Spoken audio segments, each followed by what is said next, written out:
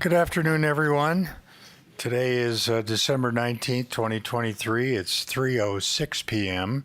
This is a City Council voting meeting for the City of Prescott.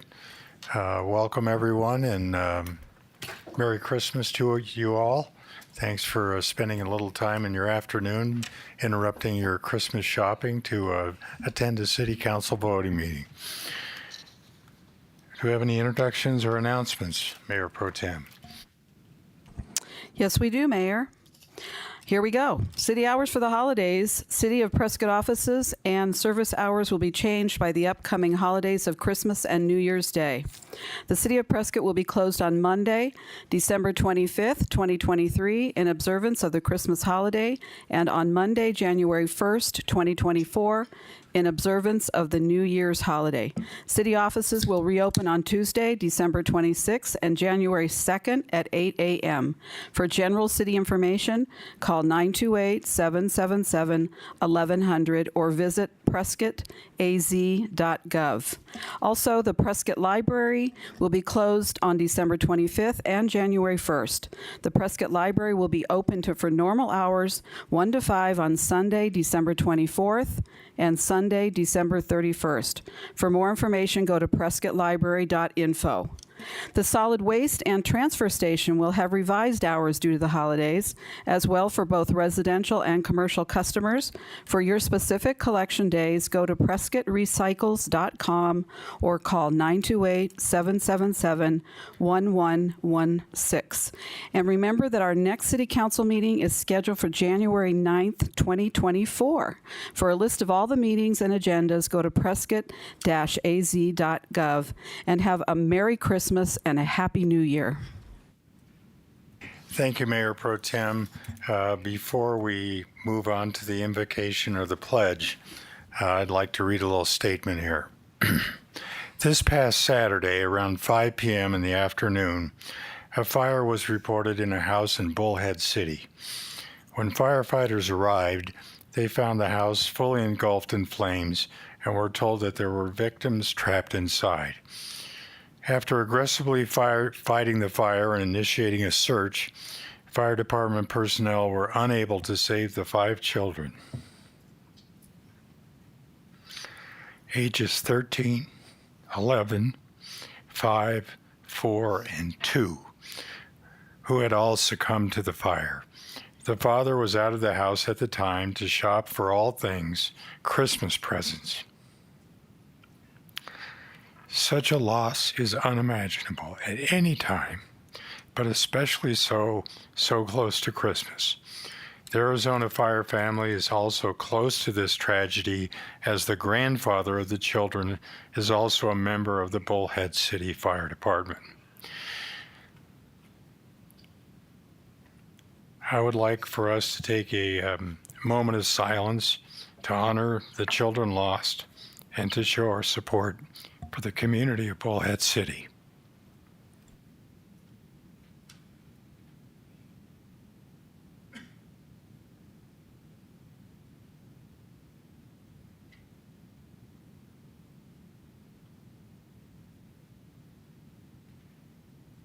May God bless them, their family, and their community.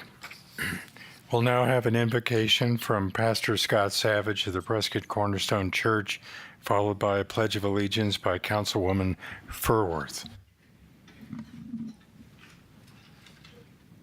Let us pray.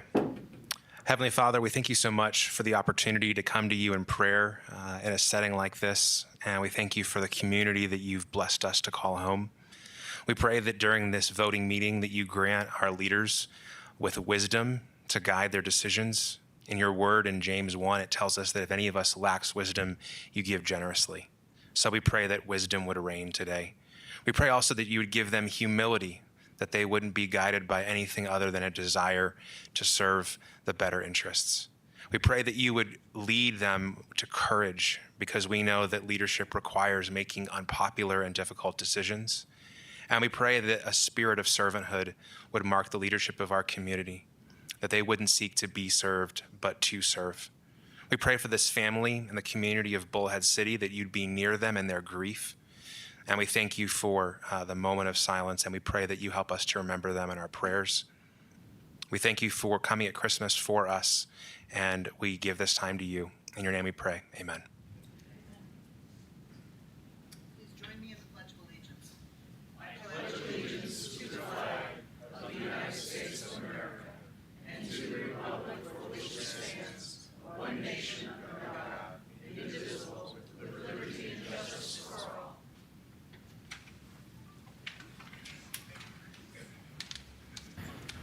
Roll call, please. Mayor Good, Present. Mayor Pro Tem Cantelmi, Here. Councilwoman Freeworth, Present. Councilman Gambogi, Here. Councilman Montoya, Here. Councilman Moore, Here. Councilmember Rusing. Here. All are present.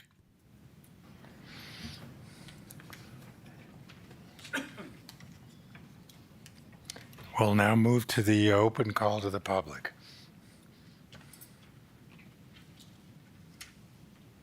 Thank you, Mayor.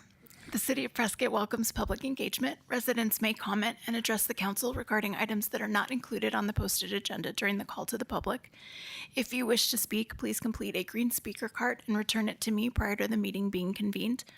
As a reminder, speakers are limited to 4 minutes, and the call to the public will be limited to 40 minutes in total, with the following stipulations.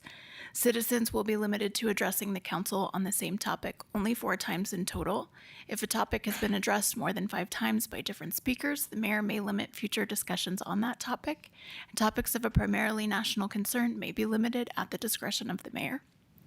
I do have one comment card from Lewis Rowe.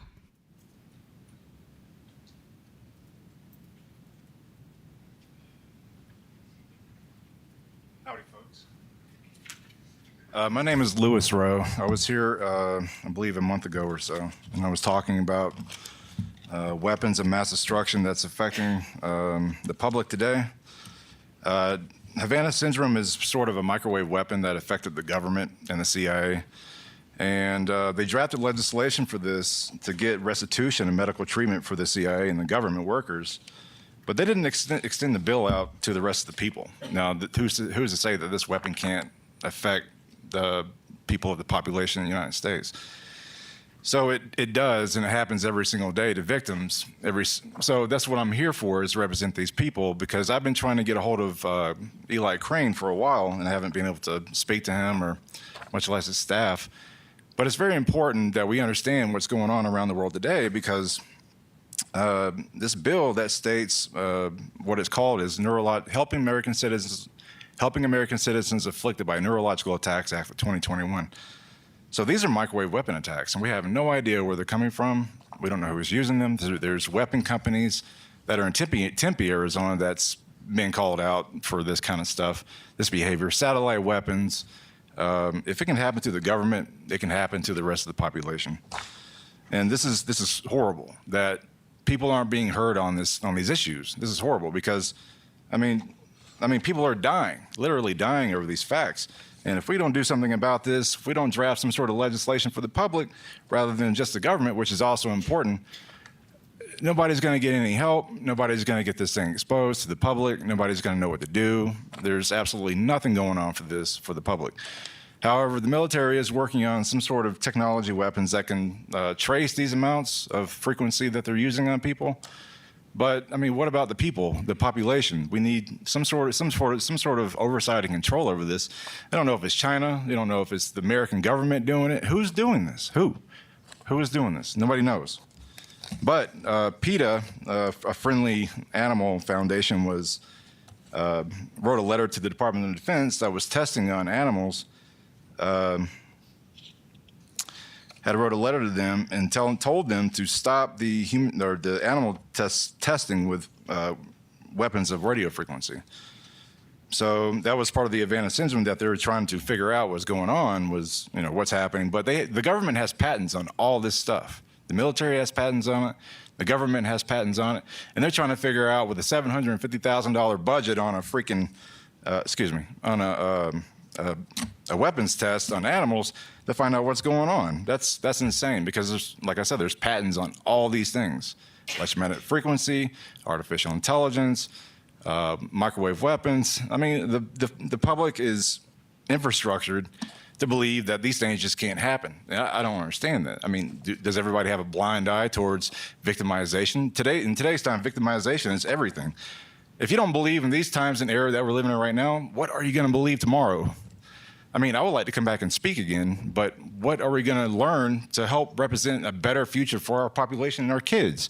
I don't want to wake up in a time where children are being abducted by this sort of technology. I mean, because this stuff did affect kids. It affected families all around the world, and it consistently attacks people everywhere. That's what happens. And if you can't listen, if you can't hear my words, then this thing is growing larger and larger. And the more our representatives ignore these facts, the more it's going to happen. And I'm sorry to say this, but this is probably going to end up being some sort of population control. I don't doubt it. Not in the least bit. But when we Please conclude your remarks, Mr. Rowe. Thank you. Is it over? 4 minutes? Okay. But we have the Havana Syndrome Act, and we need support for this because this is a big issue that's happening. Thank you. Michael Brogy. God bless.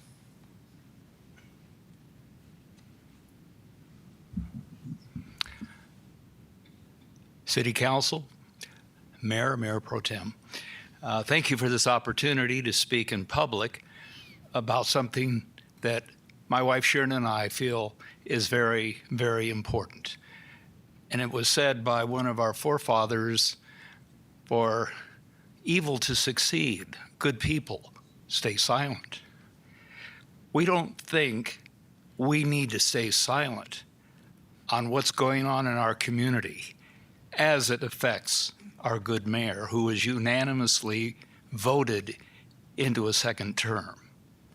So I rise to support the mayor in his office, his leadership of this city, and his judgment going forward. Both the mayor and his wife Toby have become very good friends to Sharon and me. We've been citizens of this community for over 12 years. So we've seen leaders come and go. Some of them rose to the occasion. We are fortunate to have a mayor who not only has risen to the occasion of leadership, but he also has served valiantly our country as a veteran. He's led this city now in his second term, and we encourage everyone in this community who feels that our leadership is exactly where it needs to be going forward.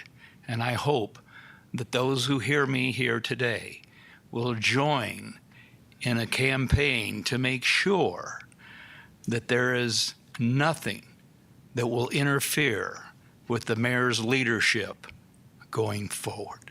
Thank you for this opportunity to speak. That's all, Mayor. Well, thank you. We'll move on to the consent agenda. Does anyone wish to pull any items from the consent agenda? Yes, Mayor, I'd like to pull item 7F.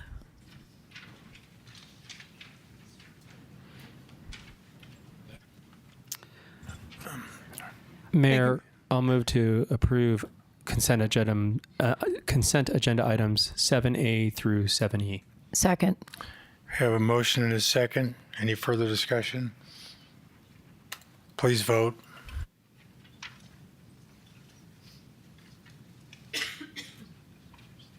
Passes 7-0. Councilmember Rusing? Thank you. The reason why I pulled this is the 2023 Yavapai County Multi-Jurisdictional Hazard Mitigation Plan. And this is a very comprehensive, forward-looking document, 300 pages, and it's about making our community, well, actually our whole county, it's all about preparedness, resiliency against floods, wildfires, and earthquakes of all things. So I pulled it because I believe we should have at least a brief discussion as to the importance of this document. Thank you. Very well. We have our Fire Chief Holger Dura here to respond to your concerns. All right. Mayor and Council, thank you, Holger Dura, Fire Chief, and today also Emergency Manager, Co-Emergency Manager for the City of Prescott, along with Police Chief Amy Bonney.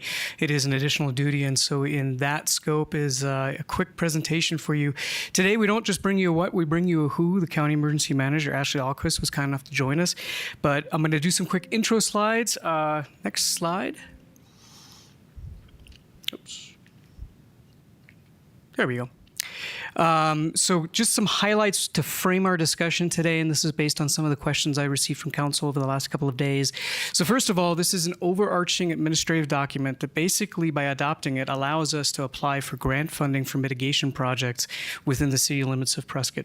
The plan is the county's plan, and we're in essence signing on to it. So your approval of the plan will in essence be to add on to the plan itself, and that opens up for FEMA funding and all kinds of other mitigation projects. Each municipality in Yavapai County that has their own legal jurisdiction has to adopt it separately or not be applicable under the plan. And Ashley can explain that with a lot greater extent here. We did have full input into the creation of this plan. So a lot of the projects that you see indicated under the City of Prescott were done in consultation with our staff. And the plan is in effect from 2023 through 2028, at which time it has to get renewed.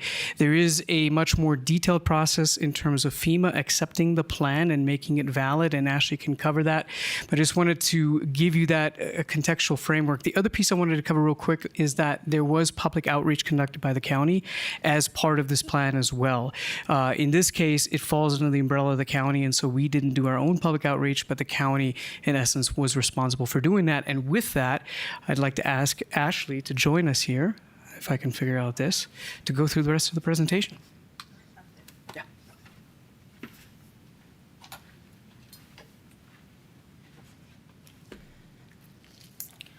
Alrighty, good afternoon. My name is Ashley Alquist, so good afternoon. Thank you for having me, Mayor and council members. So I'm here to discuss the Yavapai County Multi-Jurisdictional Hazard Mitigation Plan, as Chief Dura mentioned. The Hazard Mitigation Plan, I'll make sure I'm on the right slide. Okay, and it's this thing right here, right? Okay. Okay. The Hazard Mitigation Plan provides information on potential hazards that occur here within Yavapai County, as well as appropriate types of mitigation for those hazards. However, its biggest role in our county is really providing a key to a door for funding for whether it be public assistance after a disaster or various types of FEMA grants. So that might be through the Fire Mitigation Assistance Grant, Hazard Mitigation Grant, post-fire, Building Resilient Infrastructure, Flood Mitigation Assistance Grant. There's a whole bunch, and a lot of those, quite honestly, are done through the Flood Control District, of which you guys are one of many municipalities that have an intergovernmental agreement. But one of the things that we saw earlier this year was the flooding event that occurred in spring, and Camp Verde got hit pretty hard, and it was this plan. They had adopted it. They had it in place, basically, and that allowed them access to get reimbursement for some of the infrastructure damage that they had in their town through the state to be able to get some of those funds back. They had significant road damage, and so having this in place is kind of like an insurance policy, I'd like to call it. But of course, our flood control office is able to go out and access a lot of FEMA dollars, and I'm all about getting those dollars from the federal government to allow us to mitigate certain things and allow us to make sure our communities are safeguarded appropriately. Oh, we go down, that's right. Okay. So the type of things that the FEMA grants can assist with is property acquisition, structure demolition, relocation, structure elevation, reconstruction, dry flood proofing on historical or non-residential structures, localized and non-localized flood risk reduction projects, as well as some of the other flood, go down, mitigation projects include public education and outreach, planning and studies, policy zoning developments, flooding mitigation projects, structural mitigation projects, stormwater and wastewater projects, and of course, staff training. In the plan itself, we identified a lot of natural hazards, so that included earthquakes. And yes, we do have earthquakes here within Yavapai County. The Big Chino Fault up in Chino Valley actually has the capability to produce a 7.2 that could impact here down in Prescott. Fun fact. Of course, floods, landslides and mudslides, severe wind events, wildfires, and winter storms. We had all of the municipalities here within Yavapai County participate, Prescott included, but everyone from Camp Verde down to Sedona and the Prescott Indian tribe. With this update that we had, we wanted to make sure that we were abiding by FEMA's new requirements. So we had a consultant go through and make sure that the plan was updated to be compliant with that. All of our maps were updated. We made sure all the hazards in the plan were updated to reflect everything in the last 5 years. And then, of course, each jurisdiction is responsible for going through and updating any mitigation projects for the respective jurisdictions. One of the things that we needed to do was go through public outreach. And so once we got the preliminary approval from FEMA, we instantly put it on our website. We started a social media campaign, and we did had the Daily Courier and the Verde Independent print this on Sundays and Wednesdays from the 8th of October until the 31st.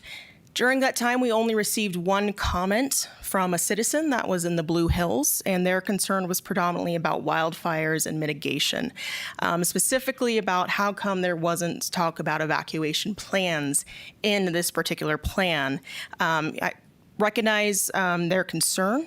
This plan is just not really the best place for that. When we look at FEMA guidance and recommended proposals for mitigation efforts, wildfire is best defined under defensible space. We're talking about WUI ordinances.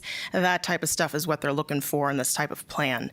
However, we are able to kind of address those concerns with another initiative that we're doing with the county through evacuation zones. So with that, that is some information regarding the 2023 Multi-Jurisdictional Hazard Mitigation Plan. And if there's any questions. Thank you for that information. Yeah, I do have a question. Following some of the major insurers in California that have stopped providing homeowners insurance because of the high risk of loss based upon wildfires and other earthquakes and other conditions like this, will this comprehensive agreement with our surrounding neighbors and the Yavapai County as a whole be able to be considered for homeowners insurance for our residents? So I'm really glad you bring that up. I recently attended a wildfire adapted community conference in New Mexico, and the insurance industry presented there, and we learned how broad that issue that you're bringing up is. Now, without being able to say, yes, Mayor, absolutely, this is a one-for-one impact, I can tell you that 100% the work that is done under the mitigation plan will help enable the projects that do impact homeowners insurance rates. It is just not that binary. There are probably 6 to 7 major factors that go into a residential insurance rate, including something called the fire line assessment. And Conrad, he went back down to his office, it looks like, but Conrad is currently actively looking and researching that. And absolutely, this plan will help us for sure, implement some of those projects that will reduce those rates. Well, I think we've made some substantial steps forward in that area to coordinate our mitigation plans and make sure the city is heavily involved in Firewise, making sure our different neighborhoods and HOAs or Firewise communities, all of that I think adds up to a level that I think insurance companies are going to be more comfortable with than areas that don't have that type of cooperation. That's good. So I know that we can't guarantee it, but I think if they're in the business of providing insurance to communities that are safer than others, then chances are we'll probably be able to continue to have reasonable, cost-effective coverage. Yep, correct. Very good. Any other questions or concerns? Any public comment on this? We do not have any public comment, Mayor. All right. Mayor Pro Tem. Hi, Chief. I was reading about this online, and I think I may have read that Maui did not have a program like this, and is that true? Do you know? With everything that happened with this program, the other question I had too, with this program, does FEMA, or I guess maybe the associates that are connected with FEMA, were they even going so far as to help people out with reconstruction of their properties through low interest loans? Is that what I read? I think I may have read that, but I just wanted to find out. So they did have a hazard mitigation plan. It is a widely required plan for us to access a lot of funding. It's really up to the jurisdictions that implement these plans to use it for what it's worth. And so for us, it's up to us to come back each year as a planning team really and go through and say, okay, what is every jurisdiction done? What have they completed? What are things that are going to be updated? And Chief Jura and I have already actually had some of those conversations about things in the region that we will want to see updated in the plan for the next iteration in probably about a year, and some of those things here. But it's really up to each jurisdiction to do that, and some are going to be more attentive than others. I think when it comes to Maui, and this is kind of speculation, there's going to be a lot more that comes out in the aftermath and some of those after action reports with that. The issue with that particularly was that they kind of underestimated the wildfire threat for their particular community, just because the fuels, and of course it's Hawaii. Who would have ever thought that wildfire was a threat? So for them, the plan was there, but they probably just kind of underestimated the true threat there. But because that particular incident was so significant, they did get FEMA assistance. And so everything in the emergency management world is an inverted triangle. All disasters begin and end local. So for them, the incident happened at the local area. They requested assistance from the county from the state. And then, of course, it went to the federal level. And so that's where it hit that federal declaration, and they were able to get assistance for the citizens to get some of that individual assistance is what it was, to be able to get some of the grants or the loans and such, to be able to get some of the. It's not a lot, in all honesty. It's not enough in the grand scheme, and that's kind of where my office really bolsters the idea of the local resiliency and having our volunteer groups and such. But that's a rabbit hole I can go down. But. Well, my understanding is we have so much historical data now on communities like, for example, Paradise and Yes. in Colorado, that this is sort of a moving document or a living document, Correct. if you will. Every Yes. time we have one of these catastrophic events, they collect the data, and it allows us to be able to look at what these communities need. And we're so similar to some of the fires that have happened in the last 7 years that I'm glad they're doing this, because those same things could happen to us. Absolutely. Thank All of you. our plans should be. Yes. All right, if there's no further discussion, I'll entertain a motion on this item. Mr. Mayor, I move that we approve the adoption of the 2023 Yavapai County Multi-Jurisdictional Hazard Mitigation Plan. Second. Motion is second. Please vote.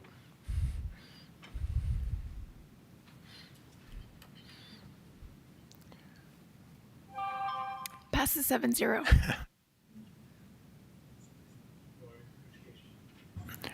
Ms. Alquist, I appreciate your coming today and providing that additional information, and thank you, Chief Dura, as well. Okay, we'll move on to the consent ordinance, item 8A. Adoption of ordinance number 2023-1852. 1850, an ordinance of the mayor and council of the city of Prescott, Yavapai County, Arizona, authorizing the acceptance of a public utility easement agreement from Metcalf Family Trust dated April 8th, 1996, authorizing the mayor and staff to execute any and all documents to effectuate said acceptance.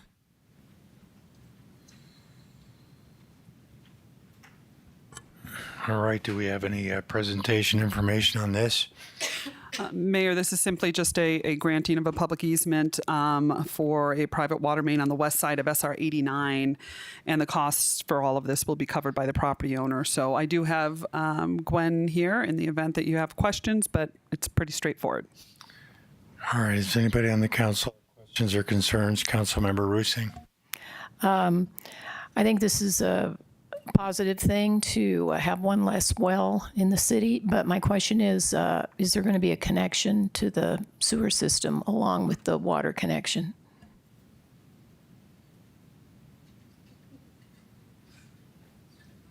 I'm going to let Gwen answer that if she knows the answer. I believe this is just a water service agreement, so I don't believe there's a planned sewer connection, but Gwen may have more information. Good afternoon, Mayor and Council. I don't get stumped very often, but I do not know the answer to that question. I would have to look it up and get back to you. The easement is strictly for a water main extension, but to your point, it does abandon an existing well on the property. Okay, thank you. You're welcome. There you go. Any public comment on this? No, Mayor. I entertain a motion then. Mayor, I make a motion that we adopt consent ordinance item 8A. Second. Motion is second. Please vote.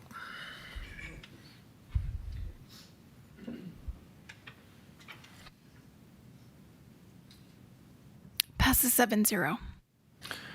All right, the next item is regular agenda item 9A.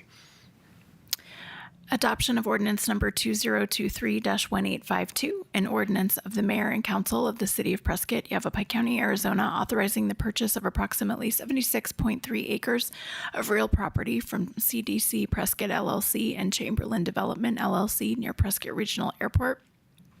Ernest A. Love Field.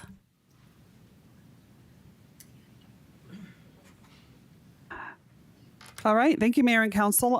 This item, I'm going to be presenting on this item related to the North Ranch area acquisition that is just to the north of the crosswind runway at the Prescott Regional Airport.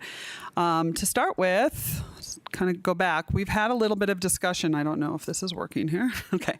We've had a little bit of discussion in the past, I think, a month or so ago, a month and a half ago, related to a number of acquisitions that the staff was looking at related to airport protection areas and airport future airport expansion. In doing that, we did bring forward one parcel already that the council has approved for acquisition. That was the CVID parcel that's on the north side of the airport that's going to provide us the fill. The land will provide the fill for a future runway extension. This is a second one that is both a purchase agreement as well as a settlement agreement related to a property that was identified as within an important protection area for the airport. And I'm going to go through just a little bit for the audience and for the public to understand some of what we've tried to accomplish in looking at the overall protection areas for the airport. So to start with, I just want to talk about the long history that Prescott has had related to providing strategic direction and interest to continue to create creating an airport that is a economic engine for the community and creates that kind of economic vitality around the community, as well as a major transportation asset for the community and for the region. So just to kind of go back to some past discussion we've had, we've included, the airport has been included in a number of the airport's long-range planning efforts. So this goes way back, into the 90s and even the 80s, I believe, with some direction to try to create an airport that that really protects and ensures the viability of the surrounding areas. So back with the city's general plan, in the current version of the city's general plan, it discusses airport land use protections and puts some policies in there and some direction in there to ensure the protections of the airport and the surrounding uses. The airport specific area plan, which included policies regarding future land uses, while also defining the airport influence area, the various impact zones, and this is important as we kind of talk further on this particular project, and the noise contours. It recommended residential restrictions within within the 60 DNL and within impact zones 1 through 3 in North Ranch, which is the subject area that we're going to be talking about. I'm going to put this little map up here. However, I do want to point out that in 2021, it was discovered that the crosswind runway zones were inaccurately drawn on the map, which was part of the issue that the city has had related to some of the concerns over development that's occurring with the Deep Well Ranch master plan. So in that master plan, an incorrect map, which had the line, I'm showing you the line on here, this was where the impact zones were drawn and where they stopped when the Deep Well Ranch master plan was approved. Having said that, it was then discovered that the areas under which the impact zones are actually extended further out there. And you can see that on this map that I'm showing right here. So at the time we started to have some discussion and negotiations. There was residential planned within these areas. That was a right under the development agreement and under the existing entitlements for Deep Well Ranch. So the city has taken, and I do want to point this out, that the city has taken steps to file a claim against the planning firm that was responsible for this discrepancy. And we do hope to recover all or a portion of some of the costs of the acquisition associated with Deep Well Ranch, possibly sometime in the future. It's not a guarantee, but I want you and the public to know that we've taken all the steps necessary in the event we can recover for that. So that was some information that was in the specific area plan. And then, of course, in the current council strategic plan, your priorities are set to create compatible uses around the airport and ensure that we make strategic land acquisitions and invest in the right infrastructure to bolster the area as an industry and business growth area and promote some job creation. In addition to some of those policies and planning efforts that have been made, there are some other broader community goals that come with decisions surrounded areas, acquiring areas around the airport for protection. And that includes enhancing safety, both on the ground and in the air, ensuring continued access to the national air transportation system, helping them to mitigate future encroachment-related concerns, such as things like noise and overflight, and preserving community assets and the economic engine that really truly is part of this. So, but more importantly, we want to really be able to comply with a lot of the growth that's occurred at the airports, a lot of the grants that we've received at the airports, so wanting to ensure that we comply with all of our grant compliance requirements and grant assurances. So that just kind of gives you a background to some of the planning and an understanding that this is not a new goal for the community, at least as voted by the citizens in the general plan, but also it's continued to be a theme and something that the council has been concerned about through their council priorities over the years. Councilman Gambogi.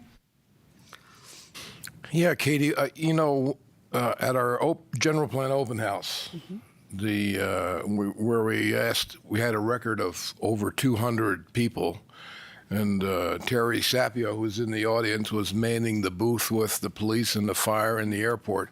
Airport was overwhelmingly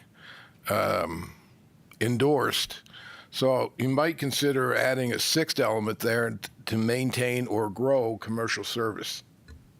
Sure. I think that that's always been a goal, is that once we started receiving commercial service at the airport, we want, as we do with all of our services, we want to have the best services that we can possibly have in all areas of the city, and that would include the airport. So agree. We'll keep that in mind for future presentations. Want to talk a little bit about some of the airport protections and the need for some different types of protections. In sort of a nutshell, really there are three main things that we're trying to protect around the airport.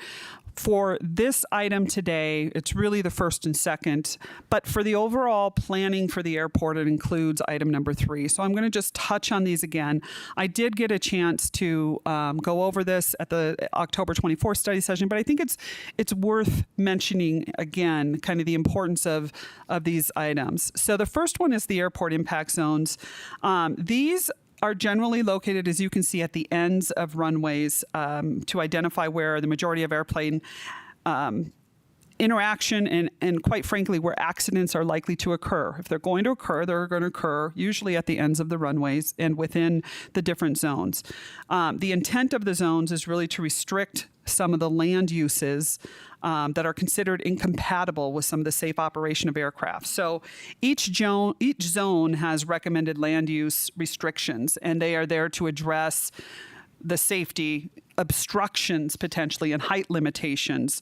They recommend, they have some recommendations or some guidance related to densities and intensities of use, right? What types of development make sense there? What types of development does not make sense there?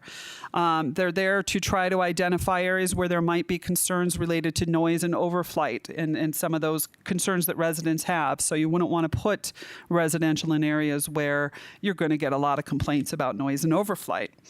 And even some considerations, quite frankly, for some wildlife attractants. These are areas where you wouldn't want to be encouraging a lot of seasonal, birds or some wildlife that might interfere with the operability of airplanes landing and taking off. So there are uses allowed within some of these impact zones, and they're typically reserved for some of those more low density or low intensity and low density uses that create minimal obstructions. So that's kind of what the importance of impact zones. I want to just show here, this was an area where there was some residential kind of plans. So the 76.3 acres that we're talking about today for purchase is in that area that's outlined in red. And there was some residential as part of a project that was coming through, allowed under the existing entitlements, but not probably in the right location and something that would cause concern for not only the city, but for those residents and the community.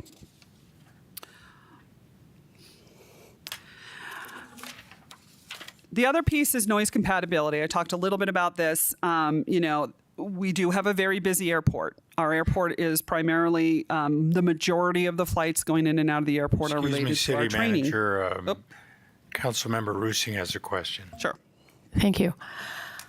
I'd like the public to know that we picked up our packets on Thursday, and this item had absolutely no information in our packet. Okay, there was no maps, no agreements, nothing. We just saw this. It was placed on these two legal documents were just placed on our desks 5 minutes ago, literally. And I am shocked that we're expected to look at a PowerPoint presentation, which is not a legal document, and then vote on this without going over all the terms. There's like 14 terms here to review. For example, it exempts Deepwell Ranch from the airport vicinity overlay.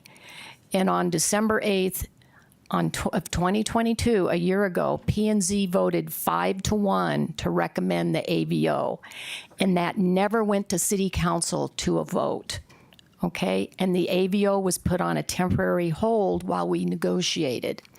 And so here we are a year later, and we still have not voted on the AVO, yet this document already exempts this property from the AVO. And once we do that, it'll set a precedence, and everyone else will want to be exempted from the AVO, and we will have no more protections. The AVO is for public safety, and we will still be issuing permits in the crash zone. So I'd like to make a motion that we postpone this till January, till the next meeting in January, where we have a chance to look at this and we can have a reasonable conversation, because this is why we're here in the first place, because the annexation that was originally done in 2017 apparently Nobody looked at the document, went over it with a fine-tooth comb, and this is why we're having to pay all this money. I know we need to buy this property, but are we going to pay over appraised value for it? So we have a lot of questions here, and I'd just like to make a motion that we postpone it till January so council has a chance to review it in detail, ask questions. Second. Thank you. Well, I will entertain that motion after we've completed this presentation. Councilman Moore. Thank you, Mayor. I think it's important also for the public to know that this is not the first time that we are seeing this material as a mayor and council. While I cannot go into detail of what we discuss in executive sessions, we've been talking about this property and we have seen these maps and we have gone over these documents for months and months. This is not the first time we're seeing it. And I didn't get this information 5 minutes before we came in here. I've had this information for quite a while. So I totally disagree with what Councilwoman Rusing just said. This is information that we've been privy to for a very long time and we've been discussing for a very, very long time.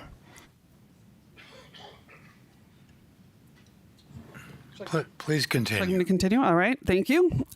So I just kind of going on this point here with noise compatibility. I think where I was that there are a lot of operations out at the airport, and a lot of those operations are associated with some of the training associated with our partners with Embry-Riddle. And due to the high number of operations, it's recommended that communities consider the noise impacts of flights when making land use decisions. And so part of this acquisition also is to acquire areas where there may be some concerns about some of those noise complaints.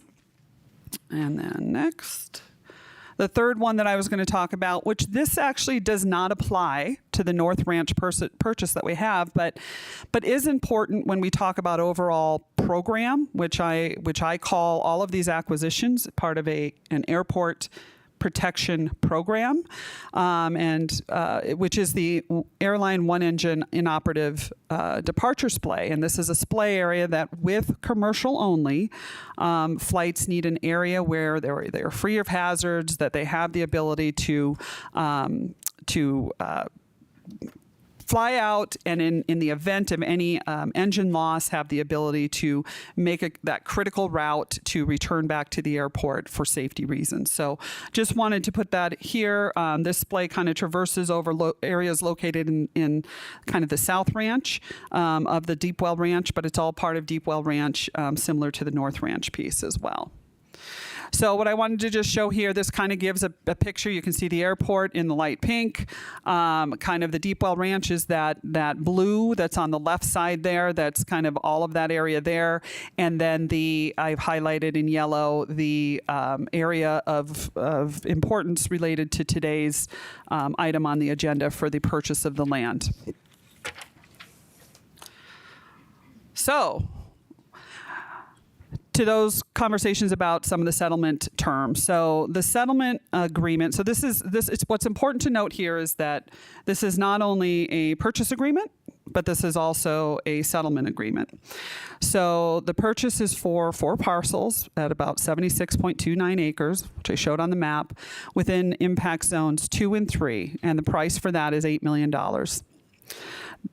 The terms do not allow for any residential to be there as long as the airport is in operation. There is a chance sometime in the future, if the city so wanted to, and the crosswind runway was not being used or the airport was not in operation for some reason, we want to retain the right to do other things with that property or potentially put residential in there. But I don't see that in any foreseeable future. Also, if the property is annexed into, to your point, Councilmember Rusing, if it's annexed into the Deep Well Ranch under the additional properties clause, that they would not be subject to the enforcement of the potential future AVO. And the idea there is that the AVO hasn't been approved yet, but has, as part of the negotiations, and realize this was not just this is not just an agreement that was made out of scratch. This was part of ongoing negotiations for the last few years, and and these were some terms that were agreeable in discussions with council and in discussions with the property owners. The city will also grant utility ingress-egress for the hospital property that's to the north. So there's some property to the north that's potentially a future hospital, and to Deepwell Ranch properties that are to the east of the parcel. So there's a portion of Deepwell Ranch that is to the east of this parcel, and they have to have an ability to access those properties. And that if we do cancel the agreement, that we would have liquidated damages of $2 million. And that closing needs to occur on or before January 17th, 2024. So back to your comment, Councilmember Rusing, I would be concerned if this council chose to delay this for a number of reasons. We have delayed this already. This was planned to come back in November, and we delayed for the new council to be able to hear this. If we delay further, I have concerns, just letting you know that. Some of the council considerations I think that you may want to consider is that, again, this is a purchase and sale agreement and a settlement agreement. This would settle all existing disputes between the parties. I think that's an important point for this council to consider. The purchase of the parcels enhance the safety on the ground as well as in the air. It mitigates that residential encroachment. It preserves an important asset and supports supports the economic driver that the airport is for the community. And there is a potential to receive future revenues or offset of all or a portion of the costs in two different ways. One is through our reimbursements, that we potentially have the ability to go for grants to get reimbursements from the state and federal government, which we are pursuing and continue to pursue, as well as pursuing the damages regarding the reliance on the incorrectly drawn impact zones. So, there is some possibility of that. However, I would also state that this, along with other airport purchases, does put a strain on the city's general fund, and that, as in my role, I would tell you that there likely will need to be some potential revenue enhancements and expenditure reductions, both working in tandem to balance our 5-year general fund forecast. So just kind of wanted to provide that information for council when you're considering this item. It is the staff's recommendation that you do authorize the purchase of the acreage for the purpose of preserving some of the airport area. And I would leave that to council. If you have more questions, I'm happy to answer some questions.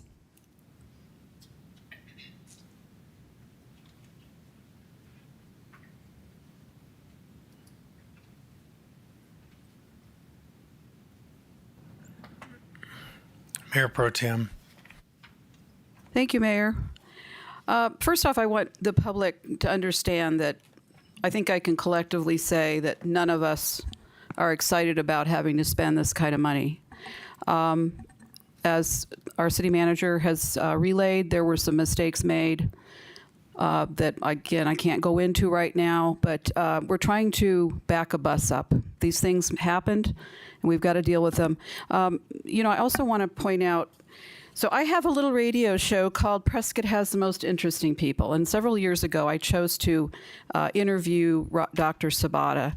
And as I frequently do, I do a lot of research on our subject matter. And one of the things I had done was do a lot of research on our airport, not only because of my interview with Dr. Sabata, but also because I was crafted with in a group that I was part of called FOPA, started by our then Mayor Harry Oberg.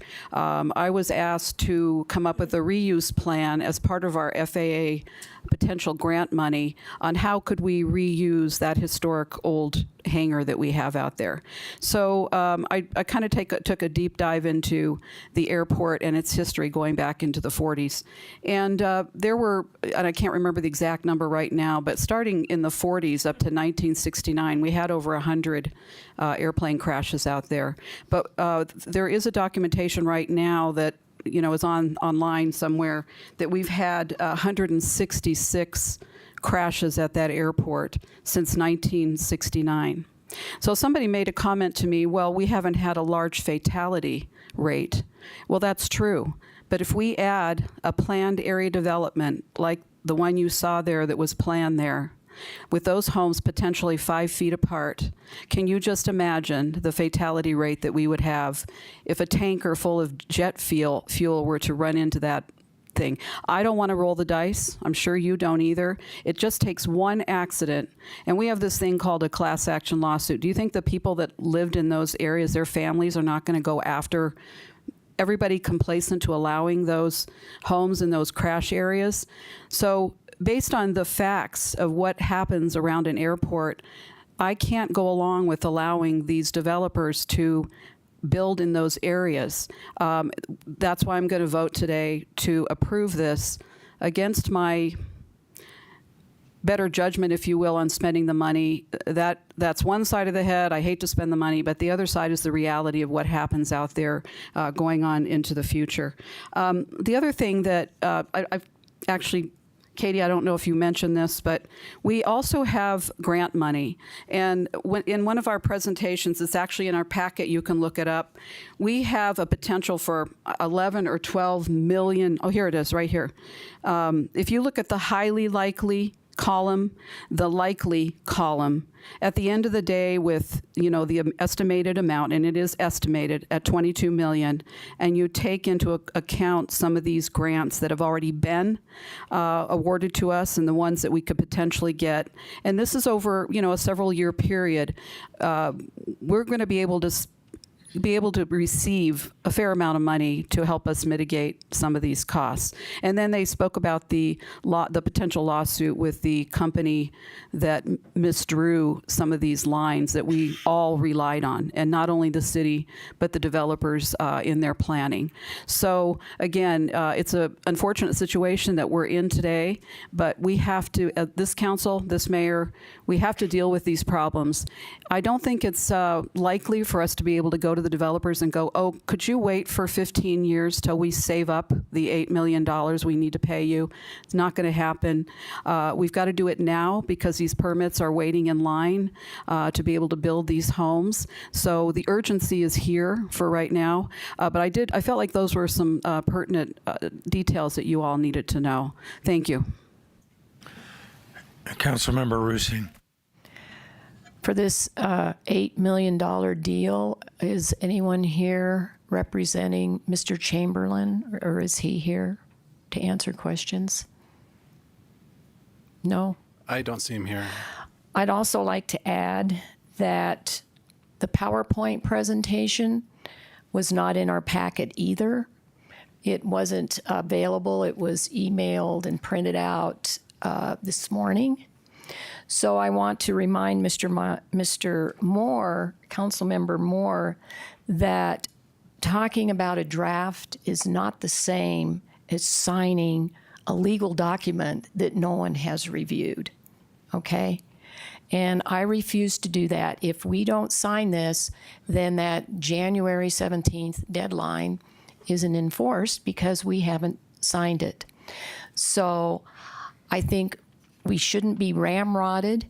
And also, Dr. Sabata had no input, was not allowed at the negotiation table, and she's the expert on airport affairs.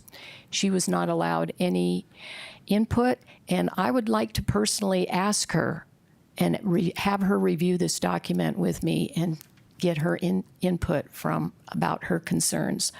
So I would like to make a motion that we postpone this document till the next council meeting so that we have time to review it, ask questions, and I would like to see Mr. Chamberlain and his legal team here so that they can answer questions. I don't think that's asking too much for an $8 million payment.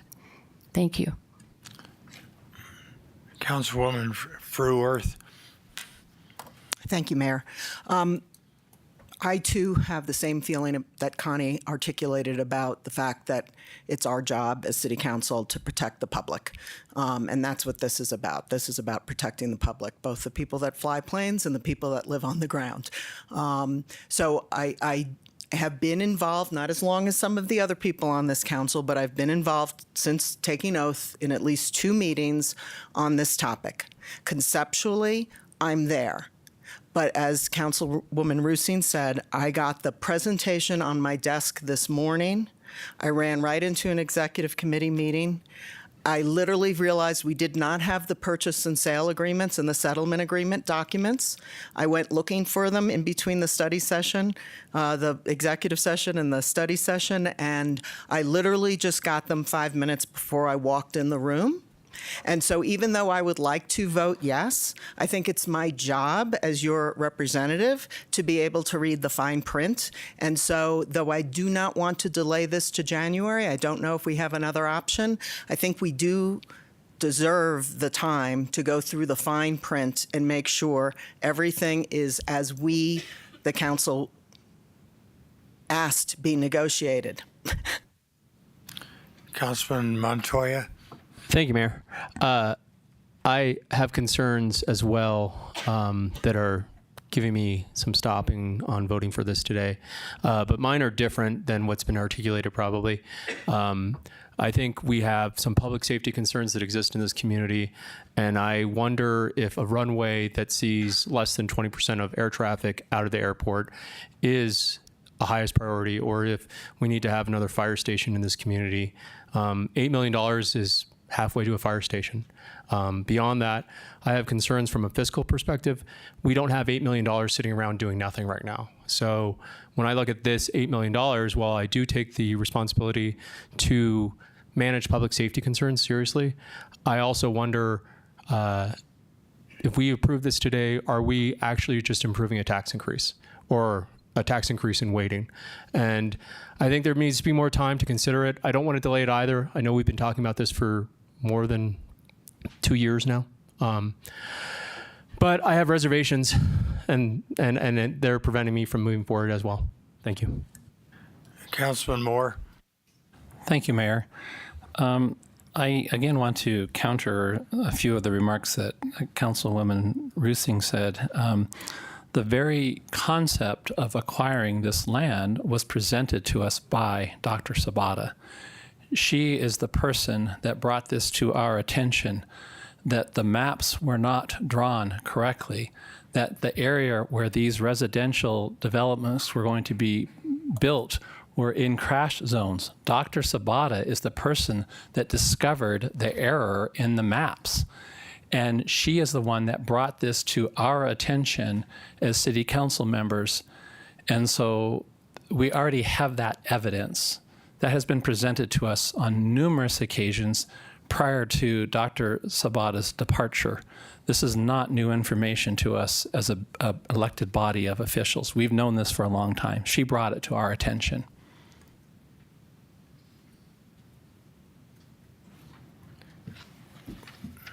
I'm going to add the fact that I've always made it very clear to everyone that is willing to listen that I go through every single contract. I read through it to make sure that there aren't any clauses missing or other incomplete considerations on contracts. And we've seen contracts that had missing components to them that generated financial liability over the terms or the course of a contract. And I agree with Councilwoman Furworth and Councilmember Rusing that when we saw this ordinance presented in our packet today, at the end of Section 2, it refers to the purchase and sale agreement that are included here. Well, they weren't included. I'm not saying that I oppose this purchase or protecting this area of the crosswind runway, but I'm not about to vote for a contract that I haven't even seen. It happens too frequently that we decide to go ahead and move forward with a contract agreement, and then we find out after the fact that there was a glaring omission, and it causes potential financial liability for the city. And if we can't get this material presented to us in a timely manner so that we can review it and make sure it's complete, then I can't vote for it. Mayor, I'd like to second Councilmember Rusing's motion. Well, I think we are at the point where we can entertain that. So, Councilmember Rusing, you want to state your motion again? Thank you.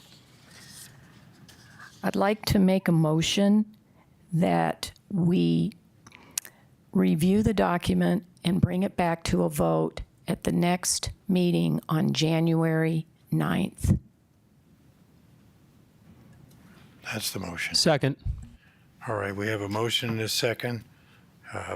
Please vote.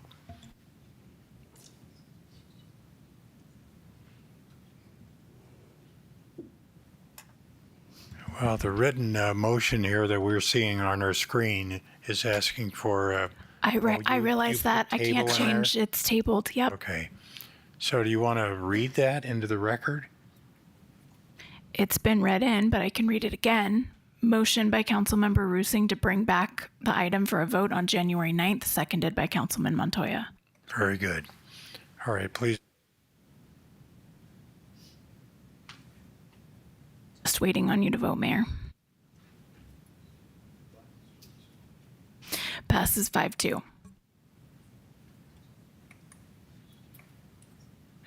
Mayor, may I make a comment? Mayor Pro Tem. Yeah, there was a slide up here. I guess, Joe, this is to you mostly, about the close date that was requested in the contract. I'm always nervous when we promise a close date. We can't control the title company, title search. I mean, how do we have a clause in there that that basically says that anything that we cannot control to be able to meet their demand on a close date? I mean, we can't control that, and we've had this happen before. And that's covered, but the date, we won't be able to close on the 17th. So your next document will be the same, but with new dates. Okay. Presuming that they agree to that. Okay, thank you. All right, we'll move on to item 9B. Mayor, are you taking public comment?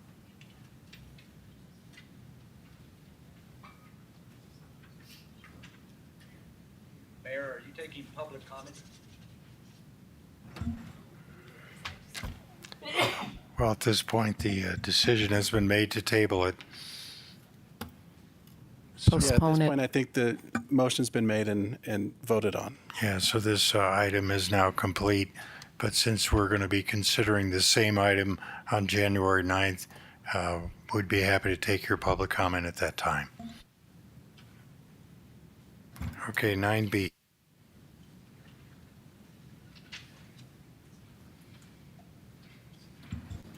Joe, I think you need to address this issue. Yeah, thank you, Mayor and Council. You have before you, and this was also placed before you recently, a settlement agreement relating to disputes with the city manager. If council is inclined to enter into that settlement agreement, part of it involves a non-disclosure, and I would expect that vote would happen immediately. Other than that, this is for discussion and possible action relating to the employment of the city manager and approval of that settlement agreement. So we can't go into the details of this settlement agreement since it's going to be covered by a non-disclosure. That's correct. And we did take an action after the executive session this morning where we agreed to a statement. I think it's appropriate that we read the statement that we voted on this morning.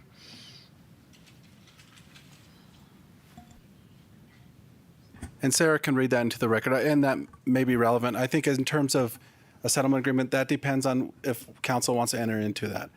I would expect a motion in a second if council wants a settlement agreement, and that will end the discussion because it includes a non-disclosure. If there's further, if that vote fails, there can be discussion about the employment of the city manager depending on council discretion.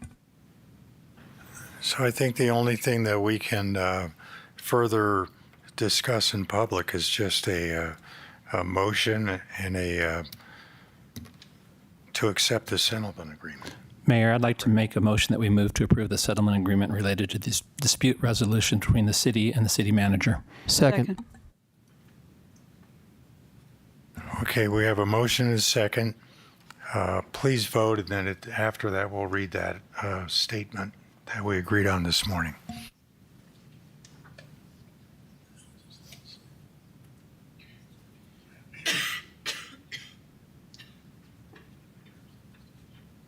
Passes 7-0.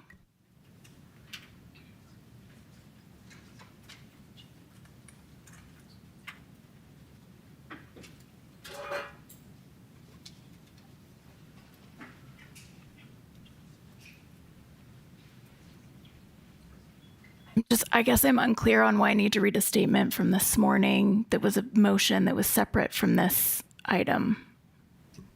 I think that's probably accurate, Mayor. I think the statement that's part of the agreement, of the settlement agreement, can be read, which is a simple one that I can state. You want to do that now? Okay.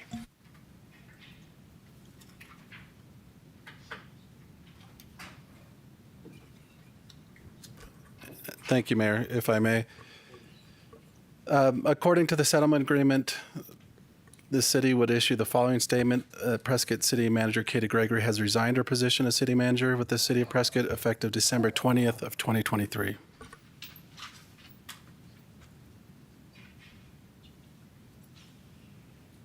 Well, that concludes this item, and we have issued a statement for public consideration after our executive session this morning, so that can be it's made available to the public, and you guys can read it. I'm sure it'll be published in the Courier. So that concludes our business today. And I will wish you all again a very Merry Christmas and a Happy New Year. And the next time the City Council will convene will be next year in 2024 on January 9th. So this meeting is adjourned.